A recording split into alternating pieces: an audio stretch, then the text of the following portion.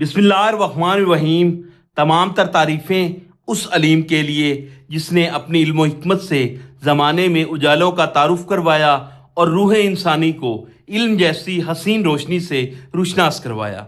हमारा आज का जो लेक्चर है वो पाकिस्तान पीनल कोड 1860 पर है, जिसमें हम डिस्कस करने वाले हैं सेक्शन नंबर 87 से लेकर सेक्शन नंबर 95 तक। तो आपकी आसानी के लिए, ताकि आपको ये सेक्शंस इजीली याद हो सकें, हमने एक चार्ट बनाया है। तो चलते हैं सेक्शन नंबर 87 से लेकर सेक्शन नंबर 95 के चार्ट की तरफ। सेक्शन नंबर 87 में वो कहता है कि with consent of major person as to risk involve in act. वो कहता है कि मेजर पर्सन की कंसेंट के साथ, जो 18 प्लस ईयर का पर्सन है उसकी कंसेंट लेकर अगर किसी काम में रिस्क इन्वॉल्व होता है और वो कंसेंट दे देता है, उसके बाद कोई ग्रीवियस हर्ट हो जाता है या डेथ कॉज हो जाती है, तो वो ऑफेंस नहीं माना जाएगा। For example fencing for amusement, for example kabaddi में जो है अगर किसी प्लेयर को चोट लग जाती है तो वो ऑफेंस काउंट नहीं होता।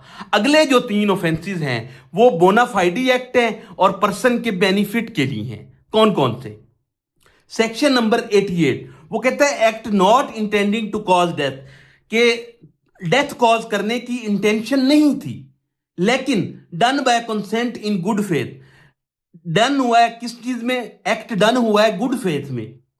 फॉर पर्सन बेनिफिट, किसी भी पर्सन के बेनिफिट के लिए।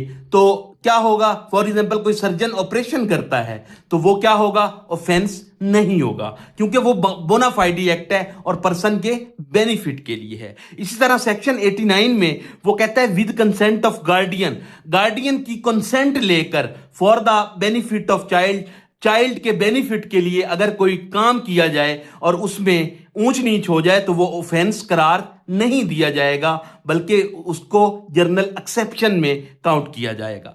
इस तरह सेक्शन 92 में वो कहता है कि act done in good faith, कोई भी एक्ट, कोई भी काम गुड फेथ में किया जाए फॉर बेनिफिट ऑफ पर्सन, किसी बंदे की बेनिफिट के लिए, विदाउट कंसेंट, उसकी कंसेंट के बगैर, उसकी कंसेंट के बगैर भी गुड फेथ में उस पर्सन की बेनिफिट के लिए, उस पर्सन के फायदे के लिए कोई काम किया जाए तो वो ऑफेंस नहीं कहलाएगा, बल्कि वो जर्नल एक्सेप्शंस में आएगा। इसी तरह सेक्शन 90 में वो कहता है no consent presume if caused by fear और मिसकंसेप्शन। वो कहता है फेयर और मिसकंसेप्शन में कंसेंट जो ली जाएगी वो कंसेंट नहीं मानी जाएगी। 91 में वो कहता है act itself is independent offence.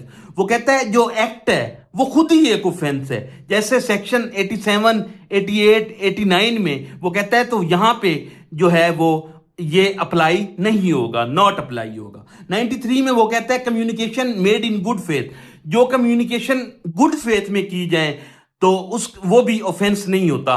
फर्ज करें डॉक्टर और पेशेंट के दरमियान जो कम्युनिकेशन है, डॉक्टर कहता है कि आप 5 दिन में मर जाओगे, तो ये गुड फेथ में कम्युनिकेशन है। अगर बंदा मर जाता है तो डॉक्टर ने कोई ऑफेंस नहीं किया।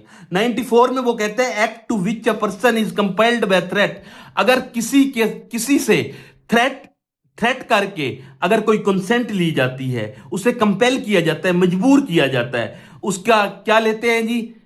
थ्रेट से कंसेंट ली जाती है तो वो कंसेंट नहीं मानी जाएगी। और 95 में है स्लाइट हार्म, यानी कि ट्रिफल्स। वो अदालत कहती है कि ये छोटी मोटी चीजें, जैसे किसी ने कुर्सी पीछे से खींच ली है या किसी ने आपको डरा दिया है हाथ से, तो उसके लिए अदालत के पास टाइम नहीं है।